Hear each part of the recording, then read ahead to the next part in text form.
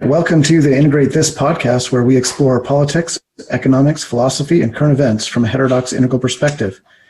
I'm your host, Bryan O'Doherty, author of the Brotoland blog at brotoland.wordpress.com. And I am Marshall Eon.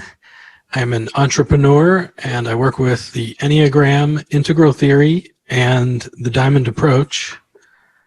And I run the Trans-Apocalyptic Oasis Facebook group. Best integral Facebook group out there, right? Oh, thank you. You're so sweet. Yeah, well, so today we decided we're going to talk about COVID-19. And since that is sort of been our life for the last 6 months. And I should mention also that I know it's been a pretty big gap since the last podcast. I've kind of regrouped a little bit and brought Marshall on to co-chair and kind of be my teammate on this as we go forward. So it'll be me and him going forward, which I think is great. Thank you for doing that, Marshall. Thank you. I'm looking forward to causing lots of mayhem. Yeah. Yes, sir. So there's been a lot of posts on the Facebook group about COVID. There seems to be a lot of different reactions to it, a lot of different takes, good and bad. Where do you want to start with this?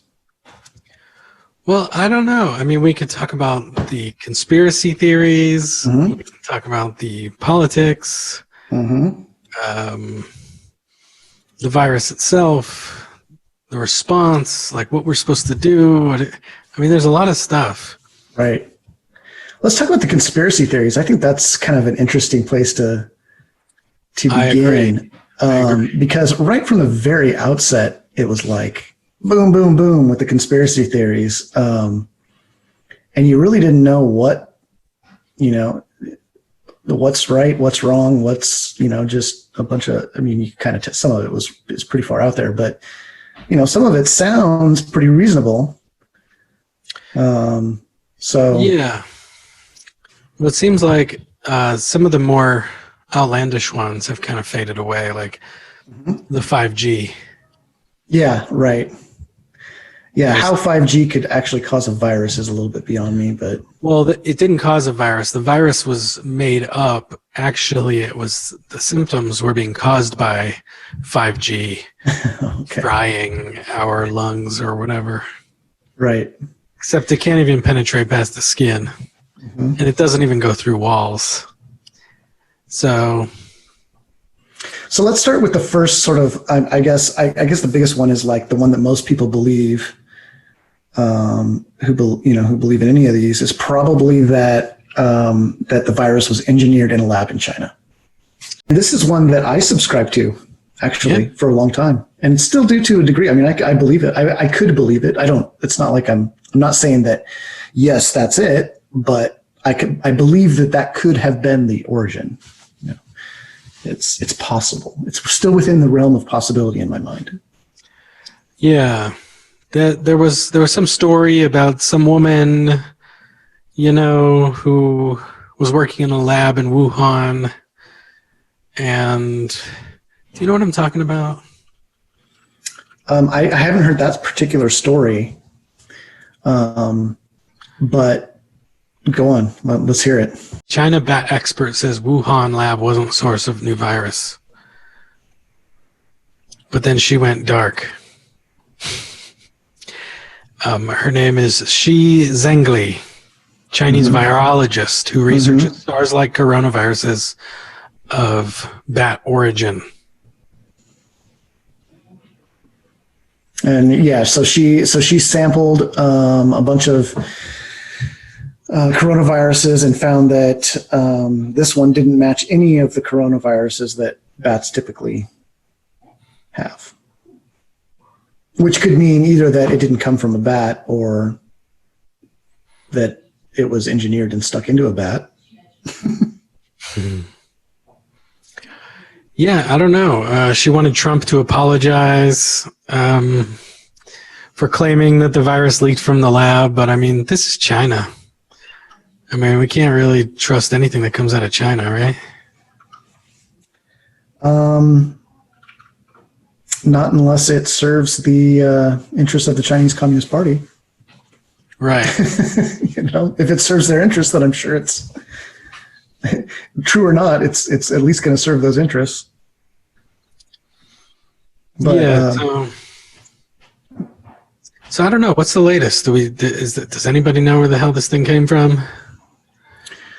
I don't think anyone does, other than geographically it came from China. But as far as what the cause was, I don't think there's I don't think we're 100% sure either way.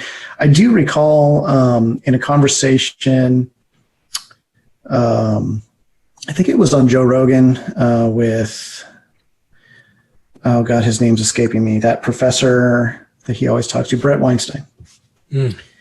And Brett Weinstein was saying that that in his mind, the evidence did point to some sort of in the lab creation. And the reason he gave was that there had been found strands of DNA in the virus that couldn't have got there naturally.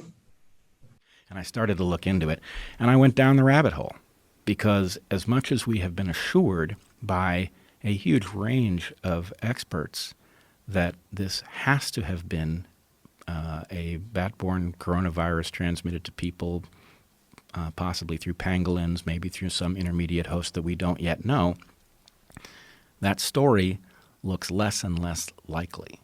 And the story that is looking more and more likely, what I would call the lab leak hypothesis, is looking ever stronger. And anyway, I've been in contact with other people who have reached that conclusion. We have faced all kinds of pushback. But in a sense, again, we still don't know. It is possible that this came from the wild without human meddling. But the virus itself has several components that suggest that it is actually the result of manipulation in the lab, and that it escaped probably from the Wuhan Institute of Virology, but there's another lab in Wuhan.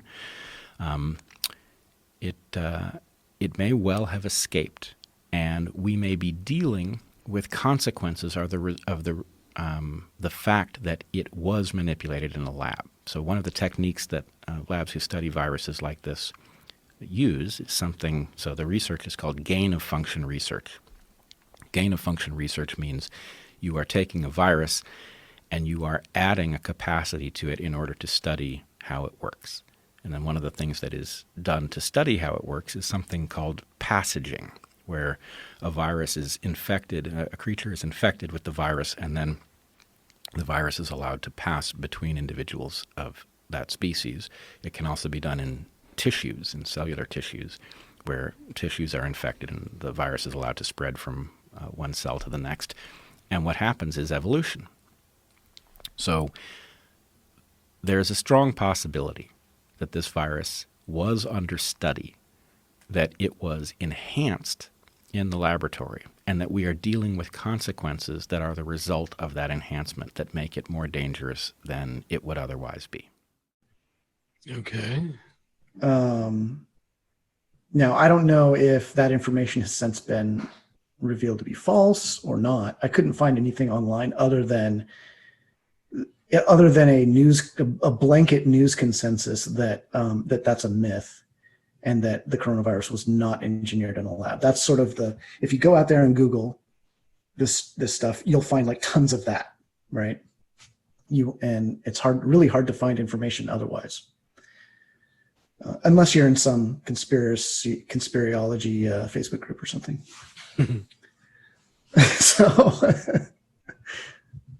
So I don't know. I don't know. But personally, and you may think differently, but for me, I certainly wouldn't put it past China to be working on something like this. I mean, every country, every major nation is working on biological weapons. That's not news to anyone. I don't think it's a far-fetched conspiracy theory to say that China would be working on something like this, and that it is possible that that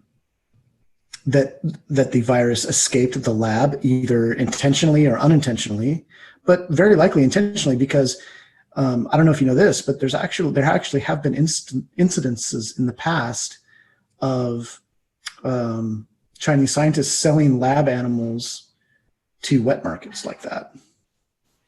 Wow. And China, of course, they come down really hard on that when they find it, but there have been some cases of that in the past. Yeah, but they also found, they found that, so they thought the wet market was the source of the virus, but then there's a study by Chinese scientists that found roughly a third of the earliest hospitalized victims, including the first, had never visited the market. So China's Center for Disease Control ruled that out as the pandemic's place of origin. Interesting. Well, and it's just really hard to know. I mean, because we could take China at their word, and that's fine. But they could also be just saying whatever works best for them, because China is not. It's not like China has any international interest in telling the truth. Right. Which then sort of brings us to the World Health Organization. Yep. Who it seems like was providing cover for China, which is then why I guess Trump defunded them. Right. And this is where it starts to get political. Yeah. So you have, because anytime Trump does anything to anytime Trump's involved in anything, you better believe that it's the wrong move. Right. At least according to half the country, right? It doesn't matter what it is. I mean, anything, right? Making peace with North Korea, making peace between Israel and the Middle East. It doesn't matter what it is. It's bad. Right. So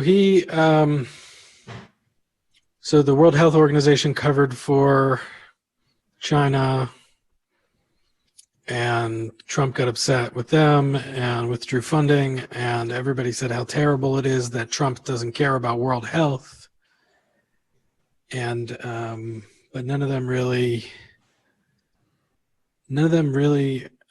recognized the way that the World Health Organization screwed up. It always becomes about Trump. And making Trump look bad, which is weird because Trump makes himself look bad, Enough, yeah. All by himself. He does plenty of his own damage. It's not like he needs any help there. Right. And so I find the whole conversation around hydroxychloroquine, HCQ, to be incredibly frustrating. Yep. Because in the beginning, there was some sort of promising news about it. Some countries had success, but then Trump touts it, and oof. Yep. Yeah. Well, and if you remember so the thing that tipped me off almost immediately was very early on, Trump starts to close the borders. I mean, I think it's as early as either late February or early March. I think he started, especially from China. And then later from Europe.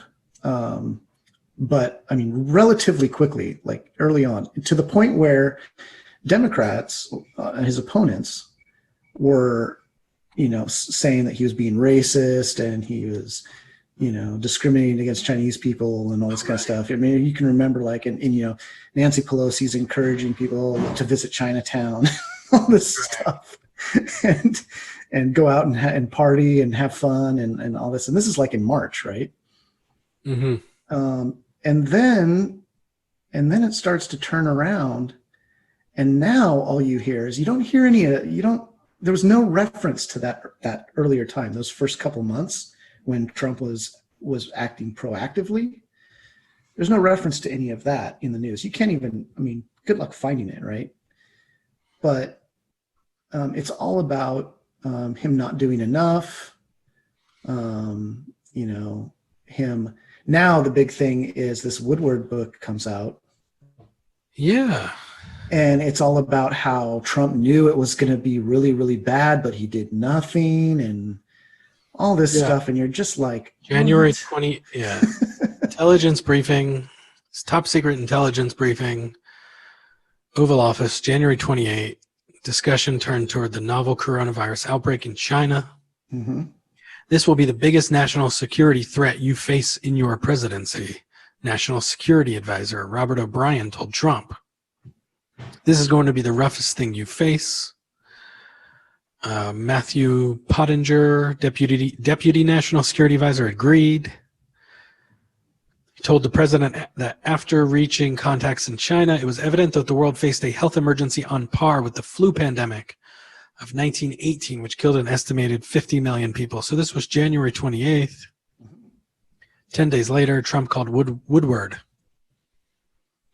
and revealed that he thought the situation was far more dire than he had been saying publicly. This is but now here's the thing. If you go now, it's easy to look at 2020 and go, well, he didn't say enough, or whatever. But just imagine in late January, early February, if Trump had actually said those things in public, in a speech, he would have been read the riot act up, left, right, center. That people would have been saying, "Oh, you're catastrophizing. Oh, you just want to, it would have been right." I mean, it was bad enough when he actually started to take action, which wasn't that far after, when he started, banning travel and all that, and everyone was all over him about it. Just imagine if he had been more, more vocal about the real threat. Yeah. So. But he said, I wanted to always play it down. Why does he want to play it down? Why does he want to play it down? To not, yeah. I mean, what's the most generous interpretation of that? Well, I think the most generous interpretation would probably be to not create a complete panic. Panic, right. Because here's the other thing too is, let's say he didn't play it down.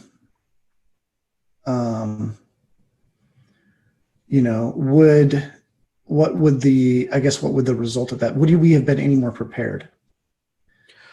Well, I mean, here's what Woodward says. Trump never did seem willing to fully mobilize the federal government and continually seemed to push problems off on the states.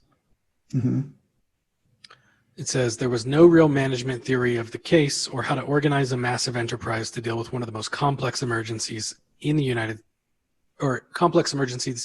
United States had ever faced. So, I mean, that's true, right? Like Trump really just handed this off to the states. Yeah, I think that's accurate. And I'd read this thing in the Vanity Fair about Jared Kushner. Jared Kushner had a secret testing plan. It was going to be a aggressive, coordinated national COVID-19 response. And it just somehow got buried. Right. So there was a plan. They involved people like Mark Andreessen, Silicon Valley investor. So Kushner had all these different experts involved.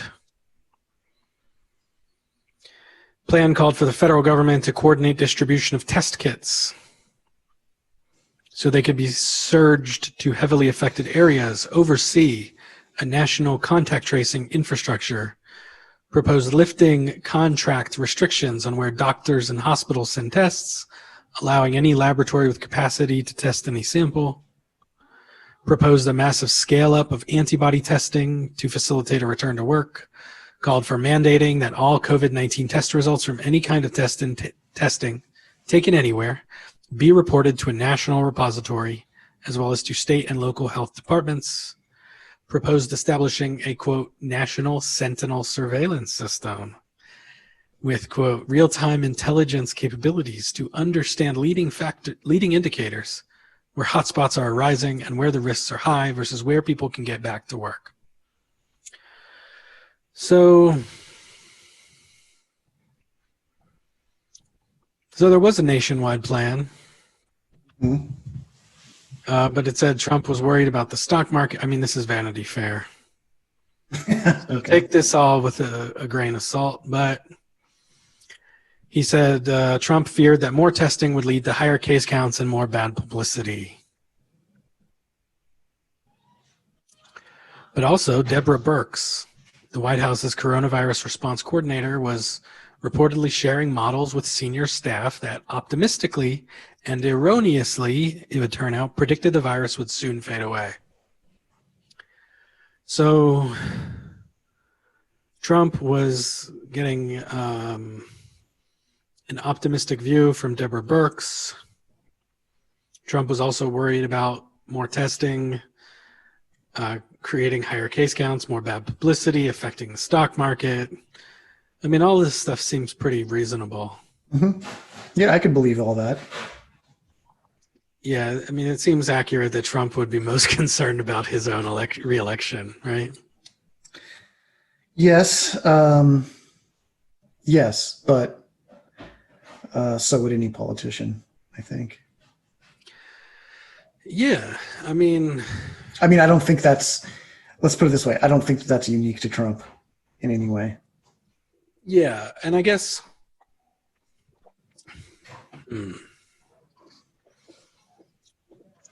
well, re-election in a time like this would mean like they've got the virus under control. And apparently he was listening to Deborah Birx saying this thing's going to go away. Mm-hmm.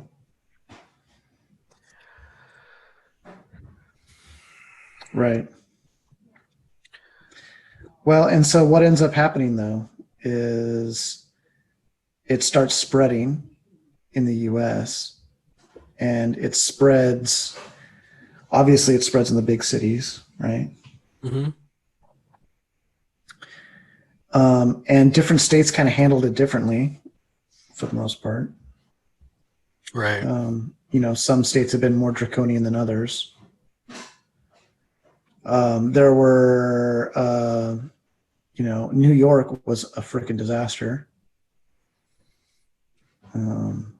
with people who were testing COVID positive being sent back to nursing homes.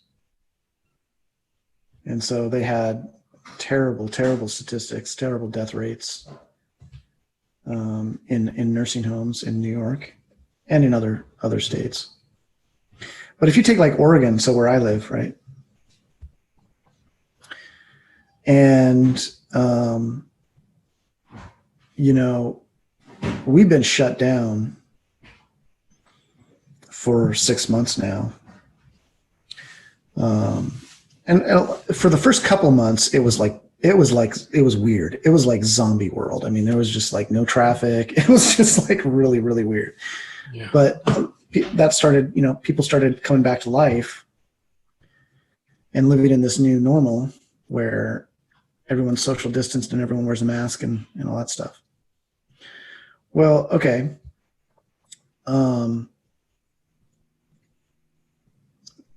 There've been around, I think in Oregon, I think it's 400 and some odd deaths, maybe total. Okay. And about halfway through this pandemic, at first, when it first came and we shut the state down and, everyone was super, I was totally on board with everything. I mean, I was, masking up and we shut down our office for a while. So everyone was working from home and, I was taking every single precaution that you were, supposed to take. And then as time goes on, to this day, I don't know a single person who's had COVID. I don't know a person who's been in contact with a person who's have COVID. I do know maybe like, 3 degrees of separation or, something like that. I do know of a couple of those, Mm-hmm. but the infection rate, I mean, I don't know. It's at least anecdotally, and this is totally anecdotally, but that kind of, it's anecdotal, but it's also anecdotal to everyone that I talk to. Right. So Right. it's like, where's this virus? Where is it?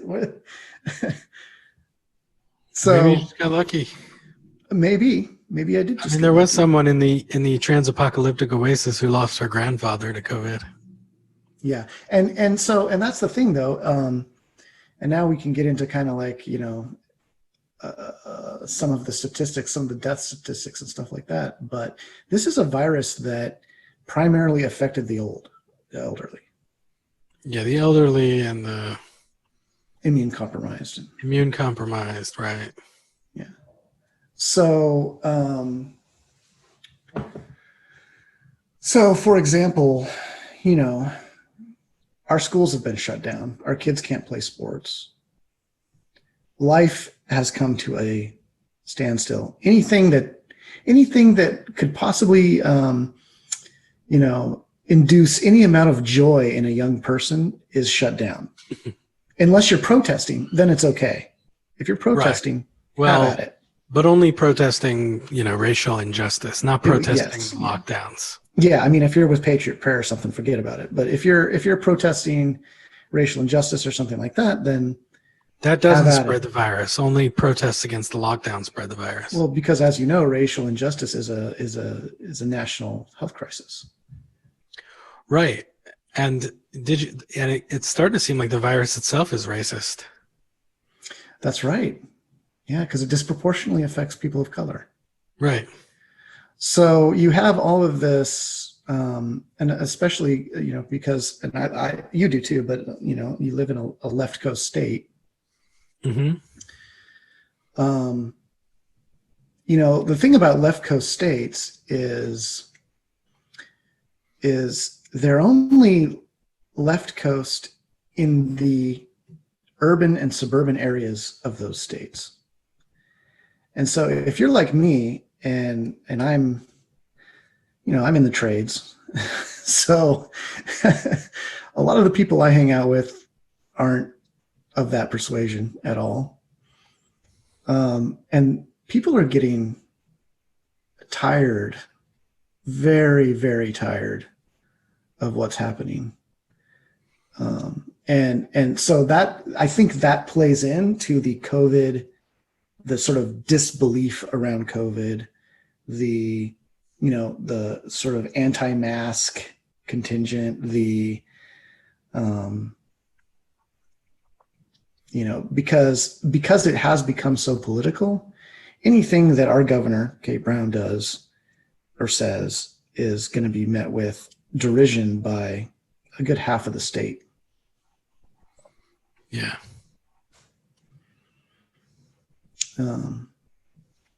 So yeah, I don't know. I think, I think the thing with masks is really interesting.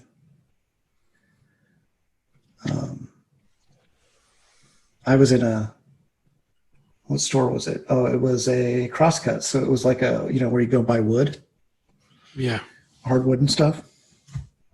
And I was in there and some old guy comes in and he's got his mask down below his nose. And the person behind the counter says, hey man, you gotta put that over your nose. And he says something like, oh, well, that doesn't affect you. That just affects me. Because he's saying, I'm covering my mouth. My nose where I'm breathing is not affecting you. That's just affecting me. Okay. And the guy's like, no, it doesn't matter. These are the rules. You gotta cover that. And the guy went off. I mean, the customer, the guy with the right. I mean, he just lit into this guy behind the counter, talking about his constitutional My rights, freedom. my freedom. My freedom. Yeah. I got a right to do whatever I want in your private business. Yep. Yeah. I mean, he just went off. He was mad. He was really, really mad. Wow. Yeah, it's amazing. This has become like an issue of freedom, personal freedom, and right. Well, and so my take on it is wear a mask or don't wear a mask, but places of business are not, public or not. I mean, I shouldn't say they're not public. What I mean is that if they want to make a rule that says you got to wear a mask to go in there, then that's up to them. They can make a rule that says you got to wear a mask to go in there. right. Now, the argument for the other side is, well, they're only doing that because the government mandates it. Well, maybe, but No, I mean, if I was running a business, if I was running a public business like that, it's a liability I issue. want to feel safe. Yeah. Well, and it's a liability issue too.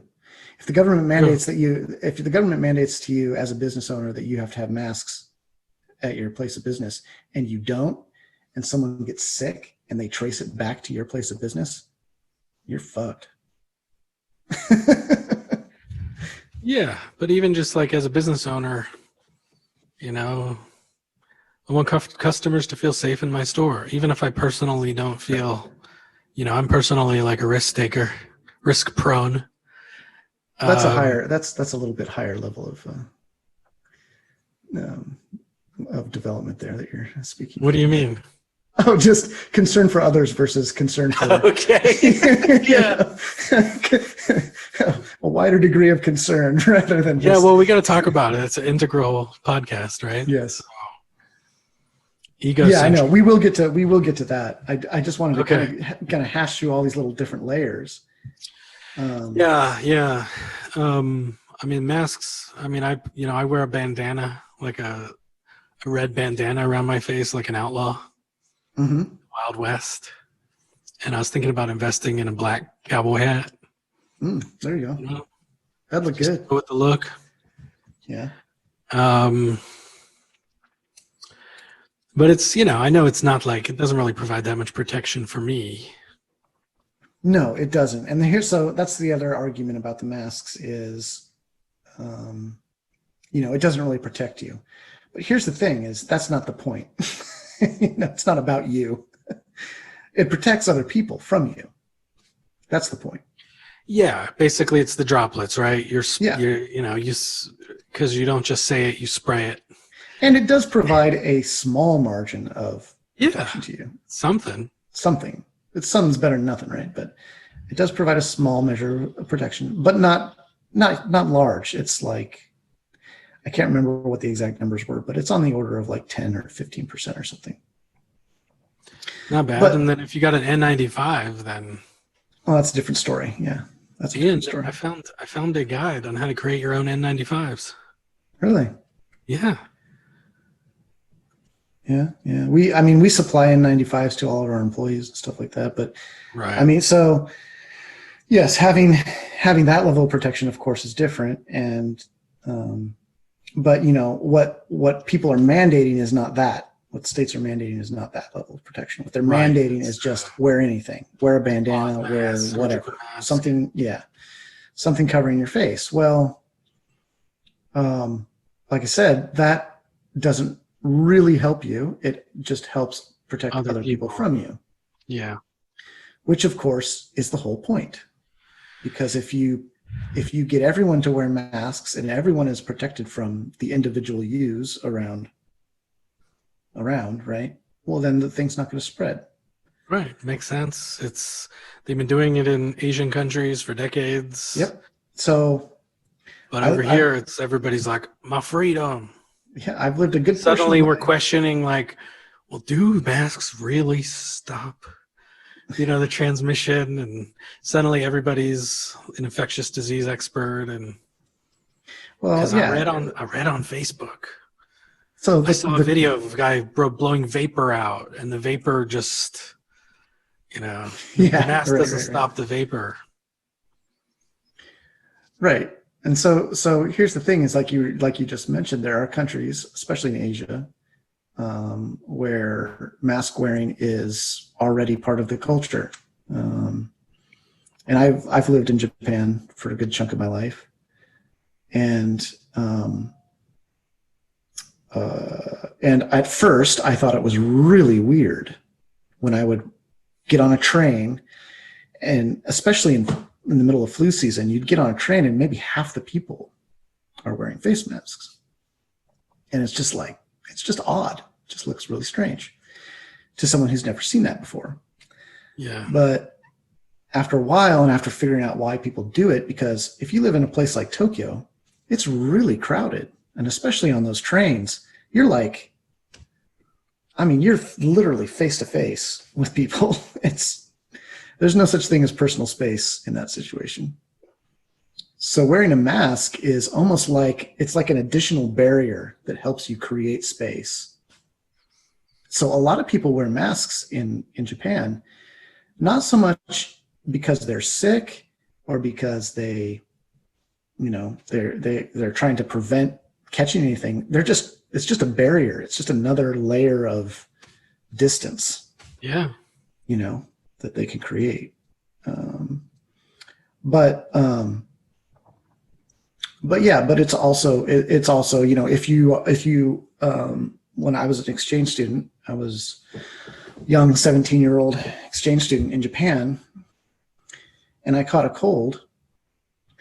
And the first thing my host mother did was hand me a mask, so that when I went to school on the bus and on the subway, I would have a mask. Now, I didn't wear it because I thought it was weird, but she gave it to me. I remember very clearly her, take this, So it is part of cultures, and it's considered polite. It's part of just being a polite member of society.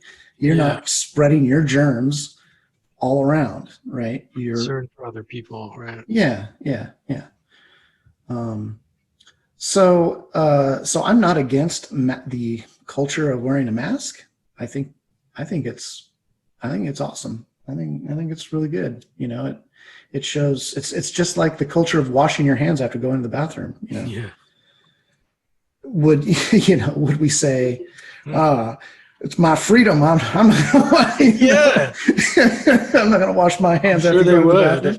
If It's the like, state okay. mandated washing your hands after you're going to the bathroom, That's gross, dude. Okay. So I kind of see it like that. You could have all right? these people saying how good fecal matter is for health, and how Exactly. it stimulates the immune system, and how soap is oppressive, and they're trying to control us with their. They're trying to control us with their soap. Yeah. So I mean, it just shows you kind of the level of ridiculousness that can be conjured up with this stuff. Yeah. Well, I guess this is where the developmental levels comes in. Yeah. So you were mentioning earlier about an Integral Life podcast or something where they talked. Yeah, about there was a whole discussion on Integral Life from the Vertical Development Academy, which is, it looks like Bina Sharma and Suzanne Cook Gruder. Okay, right. Yes. Yeah, so they were just going through the different stages, and of course, the self-centric stage, which is only I matter, right? Right. My freedom, my freedom, my rights, my autonomy. I'll do what I want. Me. Yeah.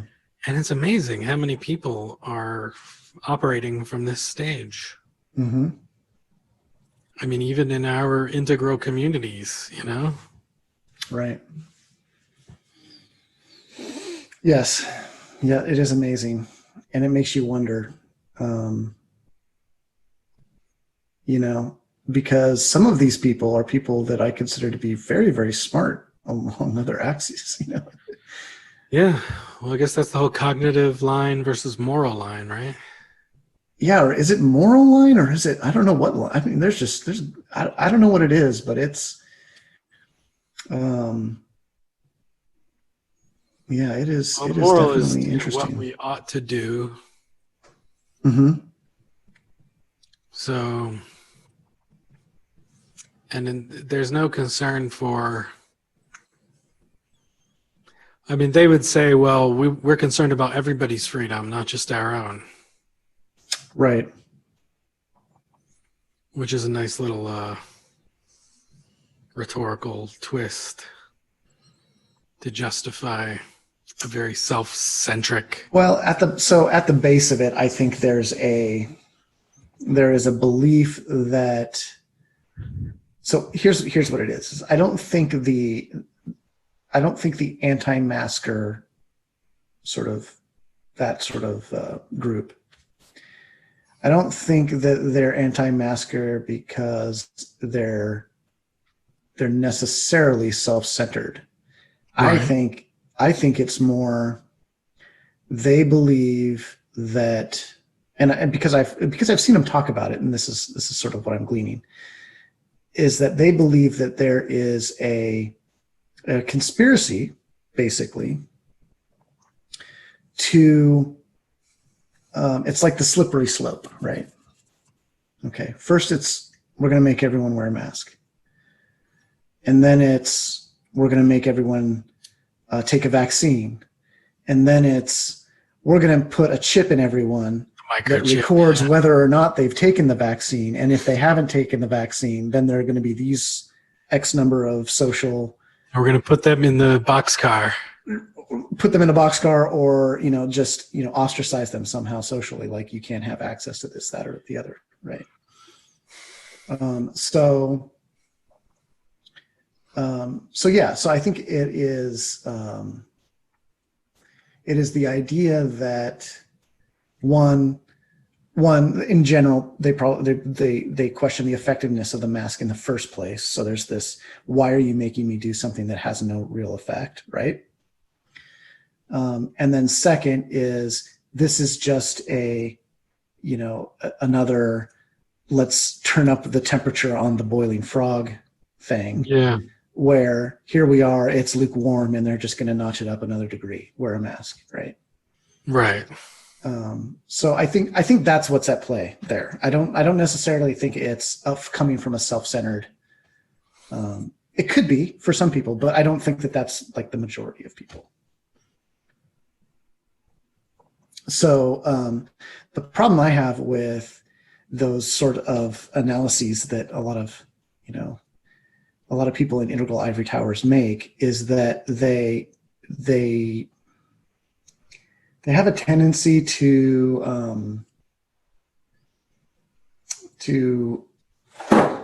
kind of oversimplify and did that just fall back behind me? Looked like it. Oh, that picture. I don't know. That's what that sound was. I think it fell. Oh. Anyway. Now it's really falling. Now it's really falling. Perfect. So what was I saying? So I think there's a tendency in the especially in the sort of what I always refer to as integral elites or the integral ivory tower, the people in your neck of the woods in Colorado. They have this. I think they have a tendency to sort of look down on the lower levels, and they don't say it's all the low, all these every level is important, and all of them are transcend and include. Transcend and include, and of course, the important thing is just to be healthy at the level that you're at, and and then they'll say all that, right? And all of them are very good at sort of pointing that out, right? But then in the next sentence, they'll go and they'll be like, "Oh, you're just some red, blah blah blah blah blah," and like it's like an epithet, right? Or and they do this mostly to they do this a lot to politicians and to rednecks. They like to bash on rednecks, but yeah. But anyway, I see that a lot, and I think that's one of those. It's sort of an elitism. That's very common in any leading edge has that. I think to a degree. Whether it's, I mean, it doesn't really matter, Integral or anywhere else. So you see that showing up in terms of an attitude towards anti-maskers and Right. An attitude toward anti-maskers that assumes that they're doing it from a lower level of development per se. okay. Right. So they're saying, okay, my freedom, that's a self-centered red level of development reaction. Well, okay, maybe it is, but then again, maybe not. Maybe it's something else. Maybe it's more nuanced than that. Maybe it's more complex than that. That's what I'm saying. Maybe it's sort of a green distrust of hierarchy and authority. It could be. Right. Or it could be a fully integral reaction that's fully nuanced and comes from different levels, all included. So they're accessing red, they're accessing blue, they're accessing all, So maybe it would be helpful if you went through all those stages and how the Integral Life broadcast actually said they react, because I think I think that would. So shed some light on what I'm trying to say here. So here we've got the self-centric stage: surviving, protecting, feeling invincible. Nothing can happen to me. Mm-hmm. Hoarding food and supplies without concern for other people. Hiding out in bunkers. Buying weapons. You think there's a little bit of a subtle looking down on here? Yeah. Oh, yeah. Yeah, it's thick. It's really thick, isn't it? Poo-pooing advice or rules for physical distancing / PPE wear. Blaming foreign sources for its spread. Treat those that succumb with contempt. It's their fault. And fleeing secretly without concern for impact on others. So,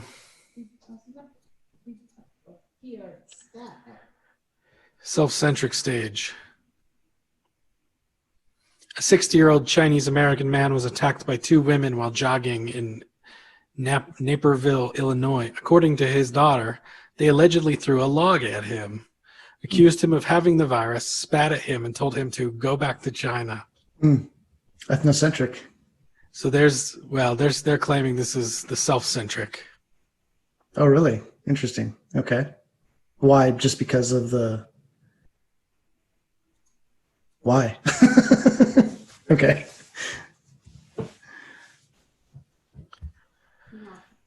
I don't know. Maybe it's selfish or something. They said it's... well, they attack him because he's Chinese, right? Yeah, but then in the next one, they talk about the group-centric, and they say the Chinese are responsible. Okay. Follow the rules. Do as you're told. Get good advice from a trusted source. Use solutions that are handed down. Care for your own tribe. Sacrifice self for all within group. Pray. Pay your tithe. Trust in God. We will be saved. And if you get it, it's God's will. If God doesn't want you to get infected, you won't. And here's an example from Twitter. I truly believe the Dems worked with the Chinese to release the virus, and in doing so, intentionally hurt the economy, which America had at record highs, not to mention risking the health of the world. So basically, somebody, presumably a Republican, saying the Dems are working with the Chinese to hurt the economy, to make Trump look bad, ultimately. Mm-hmm. Right. So my team always right. Basically. Yeah. Sure. And here's where he quotes, it looks like he's quoting Trump here. January 22nd, we have it totally under control. It's one person coming in from China. It's going to be just fine. February 25th, I think that's a problem that's going to go away. They have studied it. They know very much. In fact, we're very close to a vaccine. February 27th, one day, it's like a miracle. It will disappear.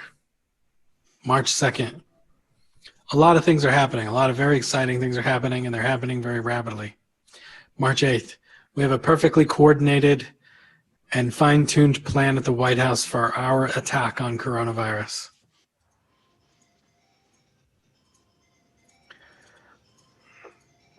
So this is what he's saying is the group-centric stage.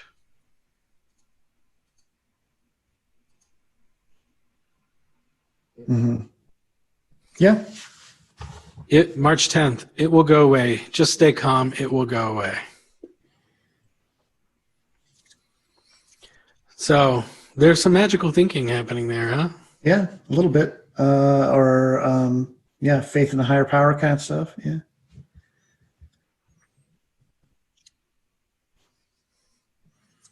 So did Trump screw up there?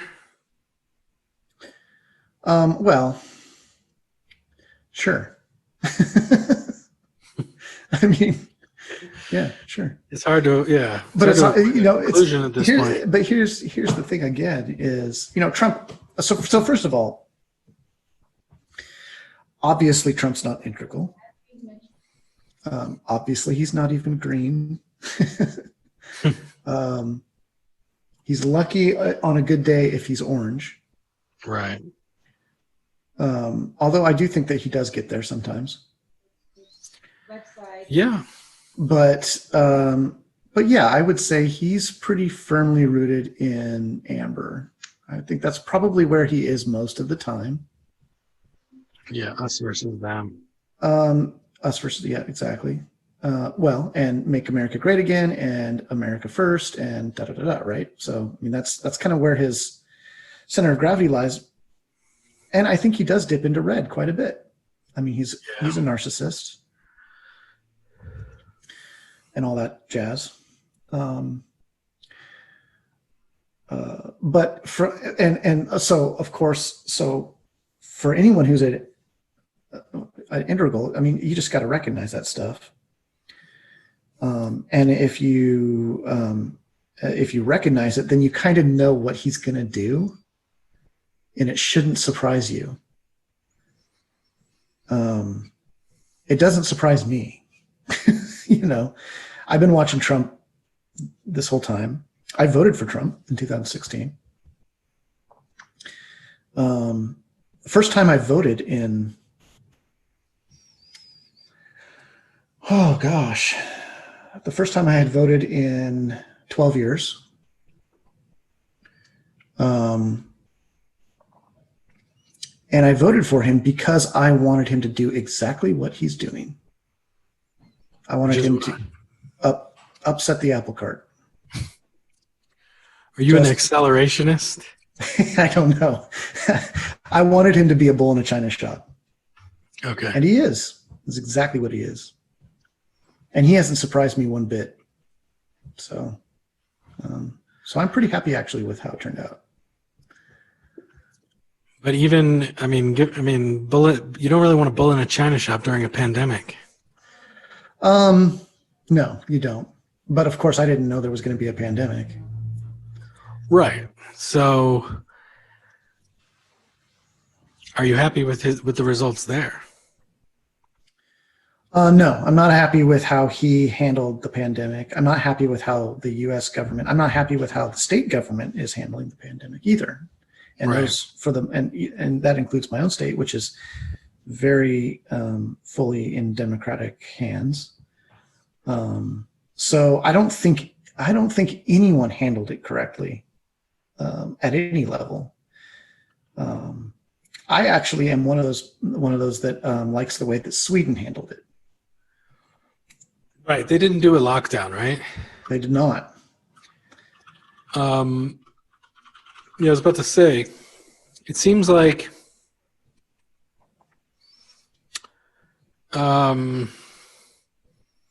Sweden flattened its curve without a lockdown. It seems like a lot of people are now saying that the lockdown was a bad idea. Mm-hmm. Yeah, they had no lockdown. They had no mask mandate. What they did do was they took measures to protect their vulnerable people. They protected the elderly who were in homes and stuff like that. Told people who were above a certain age or had a certain risk profile to stay home. But for everyone else, it was pretty much just life as normal. And now, if you compare them with other European countries, they did have a peak. It was a very sharp peak, but then a very sharp decline after that. And now they have fewer deaths per million in their population than practically any European country. So whatever they did worked, and it didn't mean that they had to shut down their entire country. Yeah.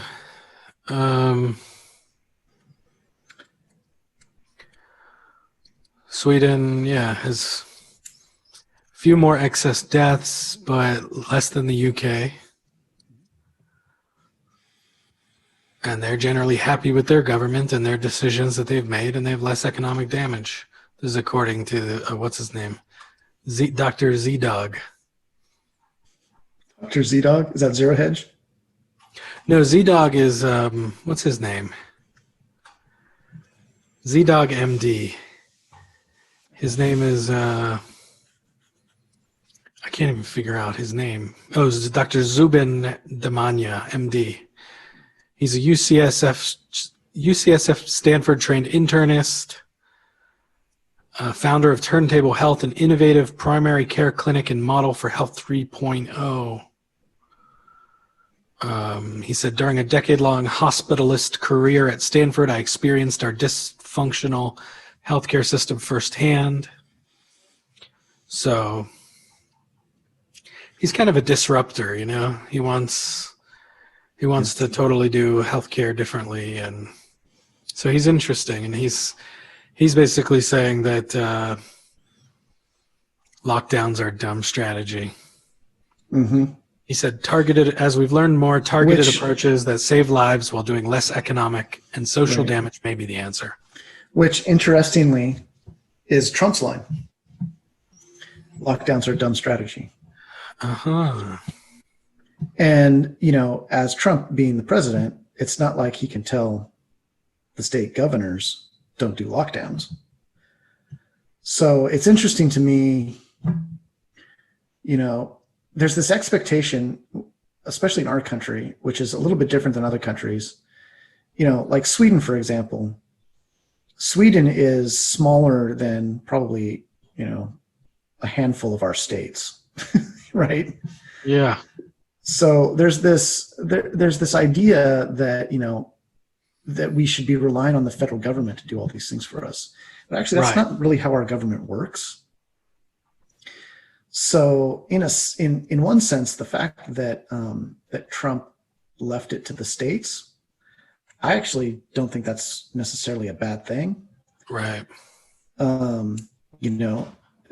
By nature, I'm obviously, I'm a panarchist and all that kind of stuff. So for me, the more local control there is, the better. So I would prefer that states handle it over the federal government. I would prefer that counties handle it over the state government. I would prefer that cities handle it over the county governments. So I'm, as granular as you can make that, I think is better. But ZDogg talks about Sweden. He says they're wearing masks. They're just choosing to. Right. Yeah. They're social distancing voluntarily because they're not idiots. Mm-hmm. They're not traveling around the world. Yeah. Well, and I think a lot. That's most people. Right. Even.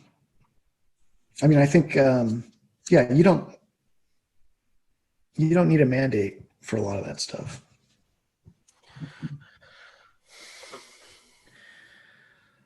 So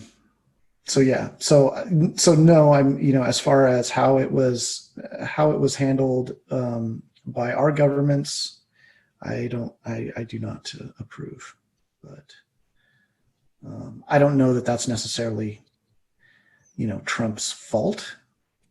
I don't know if you can fault him specifically. Yeah, it seems like though the electorate is seems like Trump is trailing Biden pretty severely. Yeah, in the national polls. Yeah, Mm-hmm. which of course we've seen before, but Oh yeah, yeah. No, I don't pay attention to national polls.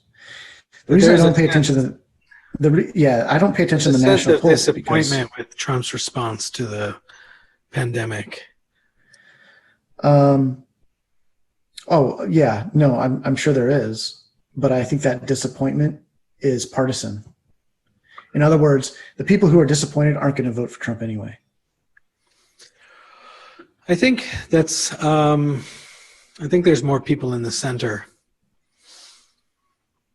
that are that would go Maybe. one way or the other. Maybe there are, but a lot of those people in the center are going to be voting against other things that are happening. I mean, my feeling is that a lot of the anger, and I don't know, we all have sort of our anecdotal experiences that kind of drive our perceptions.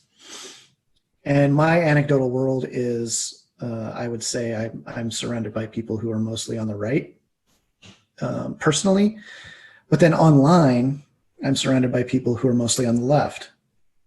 So my social media and my online, I guess, social world is dominated by left-wing politics.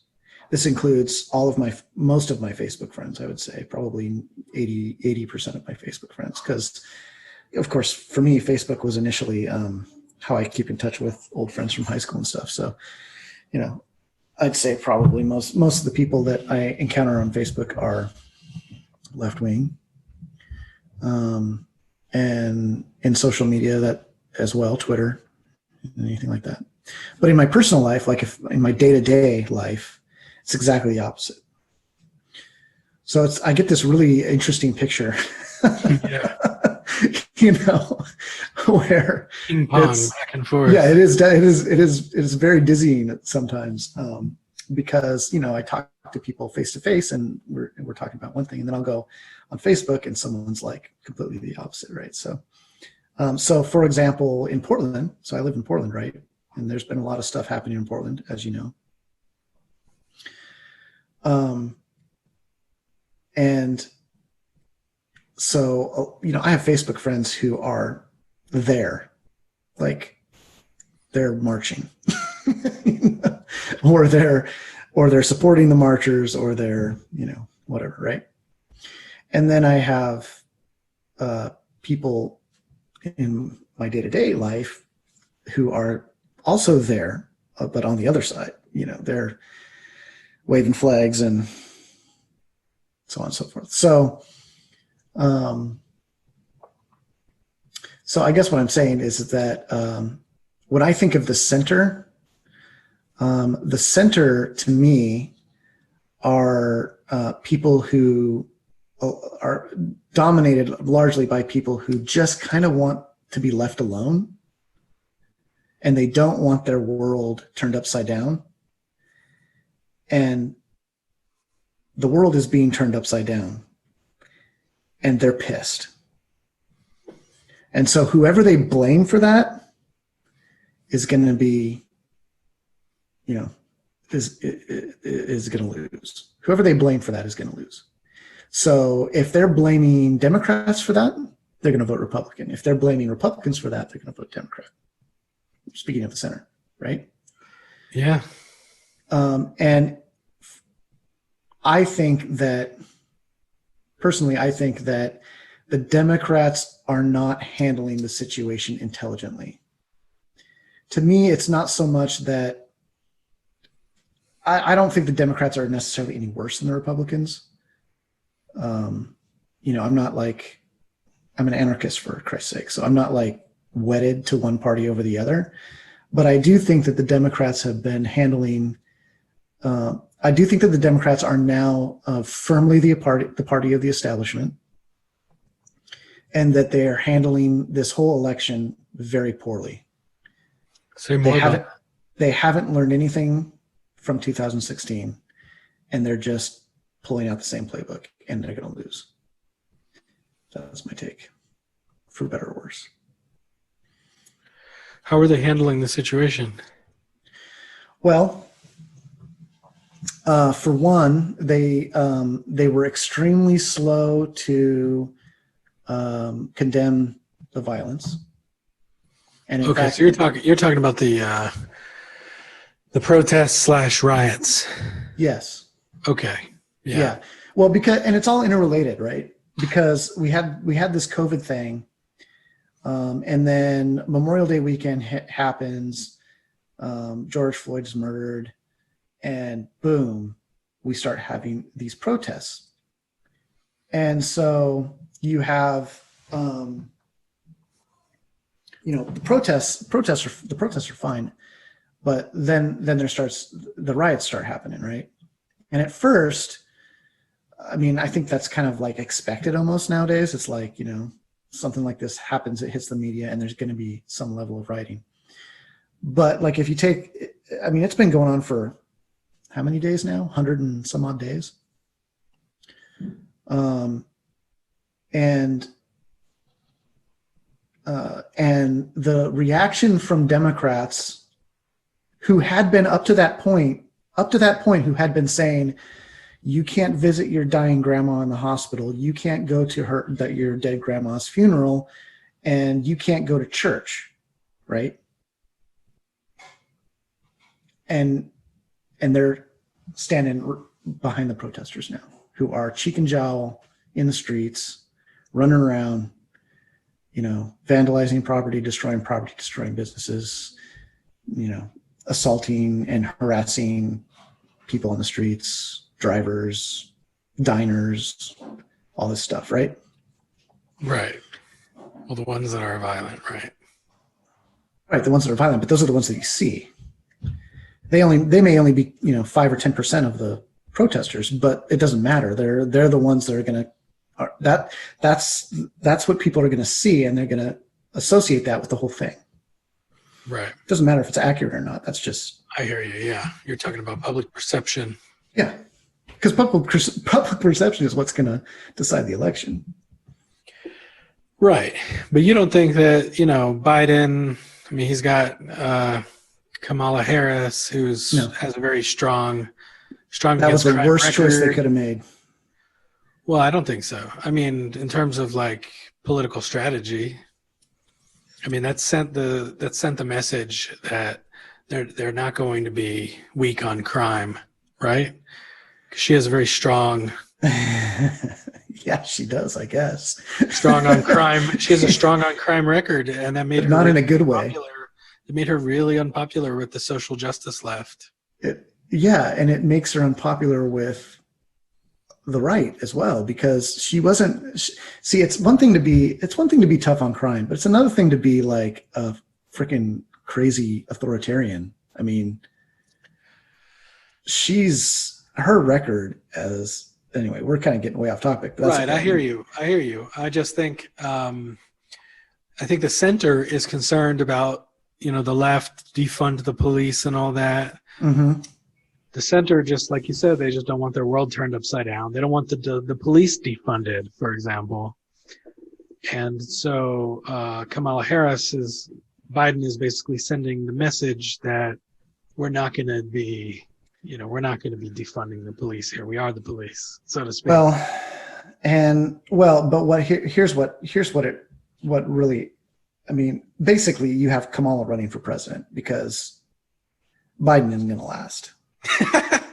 I mean, so when they chose Kamala Harris, when they chose the VP for Biden, they were choosing the president. They're basically saying, Yeah, I guess that's one way to look at it. I mean, he might last 4 years, not with all his faculties intact. He's had a brain aneurysm twice. He's had 2 brain Some people aneurysms. think Trump had a little stroke. No, but he didn't. Well, who knows? I mean, yeah. But anyway, if you have a brain Trump's aneurysm, not, the pillar of health. that's not either. good. Yeah. Okay, fair enough. So anyway, what I'm saying is that first they choose Biden, which is so.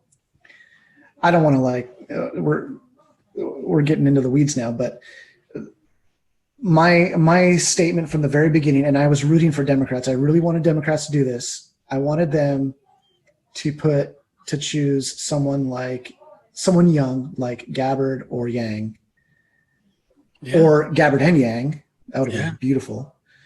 And go that route, because if they had done that, they would have wiped the floor with Trump. I guarantee it. They would have won. It would have been no contest. I would have voted for that ticket.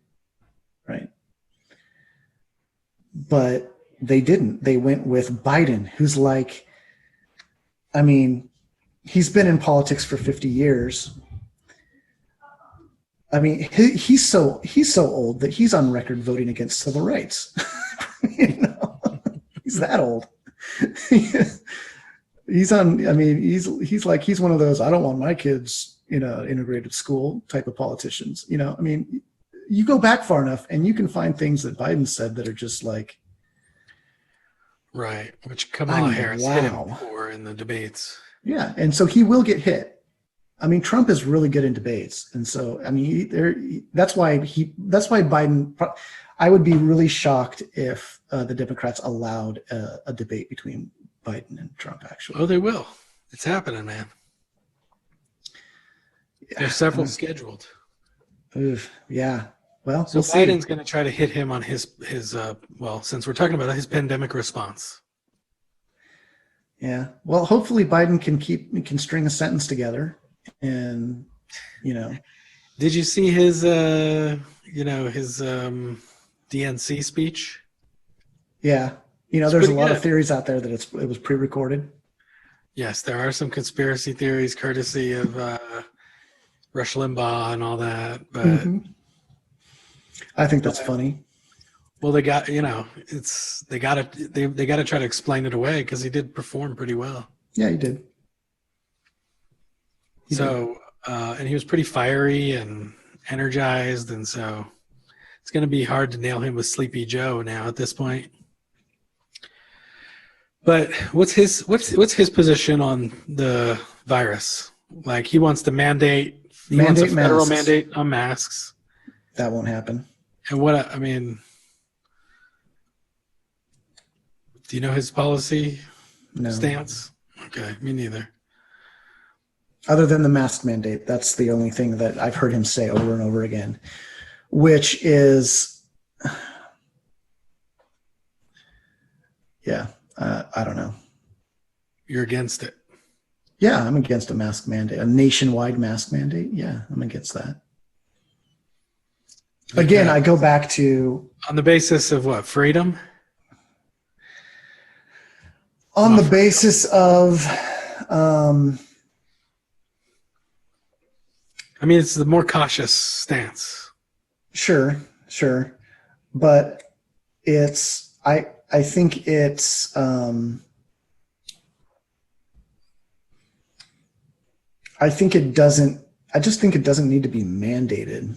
I think in general, well, I guess here's the thing is I'm like I said before, I like the way that Sweden handled it. Okay. Yeah. I like they're functioning at a higher developmental level. Higher level development. I would agree. Just adopt the most rational, cautious choices, whereas people here make everything about autonomy and... Yeah, and so this goes back to the reaction, the reaction of the anti-maskers being, coming from a lower level of development. I just think that's a bunch of hooey. I think it's a bunch of bullshit, because you can have a fully integral perspective that says... Sure, but we don't want to elevate all these people. Sort of falsely elevate them to integral. No. That's not what I'm saying. I'm not. Of course not. No. But what I'm saying is that I don't think that being an anti-masker necessarily is a clue. No, of course not. But it just seems like it's an anti-authority thing. It is, yeah. Like, you're not going to tell me what to do. Or you're not going to yeah. You're not going to tell us what to do. You're not going to tell us what to do. Yeah. Doesn't even necessarily have to be me. Right. Right. But then it becomes. What is that? Is that a green impulse? No. I think it's an agency impulse. Okay. I think it's an agency impulse. So I think it's type. It's not level. It's type. Mm-hmm. So But a good way. it doesn't recognize authority. Right. It wants to reject authority. Unearned authority. Isn't that not like a red versus blue kind of conflict? No, I don't think so, because you could be a blue and just say, well, that's not my authority. That's not the authority I look up to, right? So if Right. But But if they're at orange, I mean, if you've got a healthy orange streak, you're just going to be like, okay, what's the science saying? What's the most rational? mm-hmm. Let's just do that. It's the most pragmatic. Mm-hmm. Yeah, I think so. Well, and that's where, so I think there are some people, though, at Orange that might say, Orange is about looking at data and being rational and all that kind of stuff. But you can look at, it just depends on where you find your data and how you rationalize it. You can be wrong, and still come up with sort of a rationalized, data-driven conclusion, right? Yeah, which would be awesome. I mean, well, and the other of those thing, people. Huh? What are those? I wish there were more of those people and not like masks don't do nothing, and right. There isn't even a real virus. And germ theory. People that don't believe in germ theory anymore. Is that what you're talking about? Conspiracy theory. Or it's a conspiracy. Well, to control us. It doesn't help that people don't trust the numbers. Yeah. And the government too has been, Fauci was saying at the beginning, there's no reason to wear a mask. Right. Because they wanted the masks to go to the healthcare workers, yeah. Healthcare workers, but dude, you just undermined your credibility completely. Yep. And he regrets it, of course. And so there's really when you look at there's really no one to blame except maybe China. But no, yeah. The Chinese Communist Party. Right. Always blame the commies. That's safe. Well, they are always wrong. Yeah, I did want to touch a little bit on one of the issues I think that that anti-maskers and others have is the deadliness of the disease. Okay. Because there was this thing that CDC came out, or right, the 6%. The 6%, right?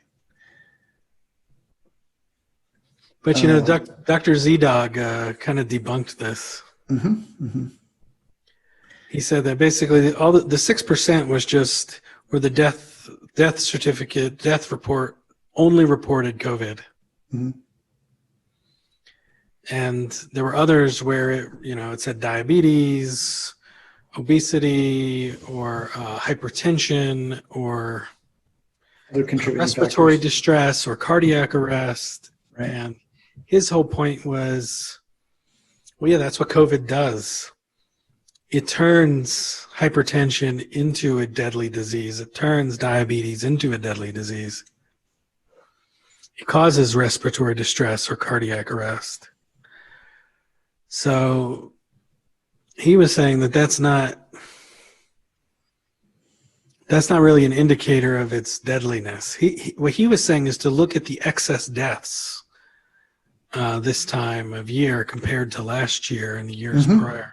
That's a good way of approaching it, I think. But I think a lot of the mistrust comes from stories like there's the local story here in Portland about a man who had cancer and he was given 30 days to live. And he died about 30 days later. But when he died, he was positive with COVID-19. Mm-hmm. And they knew he died of cancer.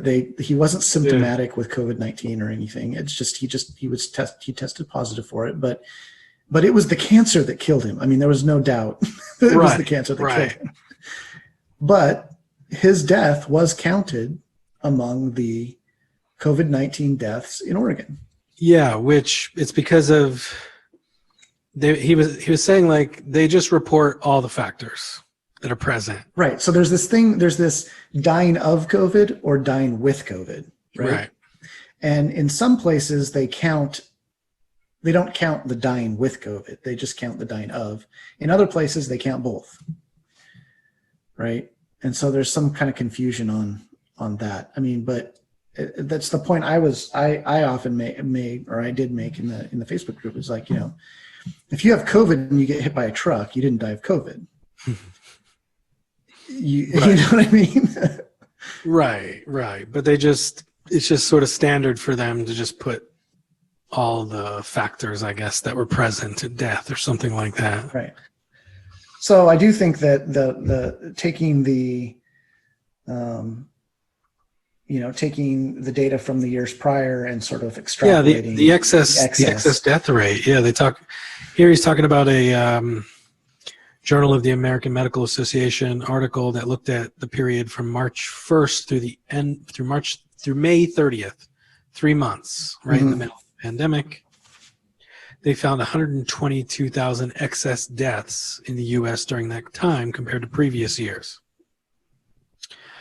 And he says, okay, that's a lot of excess deaths. How many of those were actually labeled as COVID? In other words, what was the COVID-19 death rate at that time? Mm-hmm. The COVID-19 death count over that period was 30% less than the total number of excess deaths. So basically, it means that COVID deaths are being underreported. Potentially, yeah. Yeah. So about 120,000, that's about 40,000 a month of excess deaths compared to years prior. But the other thing he says is some of those deaths might not be directly related to COVID. It could be things like from the lockdown, right? Like depression, mental illness, suicide, stuff like that, or economic turmoil, isolation, mental and social fabric disruption that's happened, economic disruption. So these are other factors. The UK, their excess death rate is higher than their tested positive COVID death rate by 20%. In Spain, it's 40% higher than their tested death rate, meaning there's a ton of excess deaths that just aren't accounted for. Mm-hmm. Here's a twist that makes it even more uncomfortable. During this period, traffic deaths and homicides dropped quite a bit because we're locked down. Right. So despite the drop in traffic deaths and homicides, which are major killers, the excess death rate was still really high. So it seems pretty bad. Indeed. But there is going to be more deaths from economic despair, substance abuse. Oh, for sure. My alcohol consumption went through the roof. Your what? I said my alcohol consumption went through the roof. I can only imagine the trouble that other people have had. Yeah. So, but it does. I mean, 40,000 extra deaths a month seems pretty high. But does it justify the lockdown and all the economic turmoil? It doesn't look like that. I don't think so. Yeah, it's not looking like that was the appropriate response. Of course, it's hindsight's 2020, and we didn't know like the asymptomatic carriers. Yeah, hindsight's 2020. But I remember when we started locking down. There were. Let me put it this way. It was a question. I think, like I don't remember lockdown being like the only solution that people were throwing out there, and to me it seemed like we basically looked at what China did and we just kind of replicated it to a less authoritarian degree. I mean, we didn't like bar people in their apartment buildings. We didn't have drones chasing people. Weld their doors shut and stuff like that. But drones harassing people, telling them to go home, and yeah, no, we didn't have that. But that sort of that philosophy of how to deal with it. That's an authoritarian response. Lockdown, yeah. I mean, and I don't think it was the right one. Right. So, yeah, it just seems like protect the vulnerable, and more testing available would have been a lot better. Give people lots of vitamin D. Well, think about it this way: how many hundreds of billions of dollars did we spend on economic stimulus that could have just been spent on a lot of extra testing? Yeah. And help and like pinpointed assistance to vulnerable populations, and then just let everyone else do what they're doing, because the vast majority of the population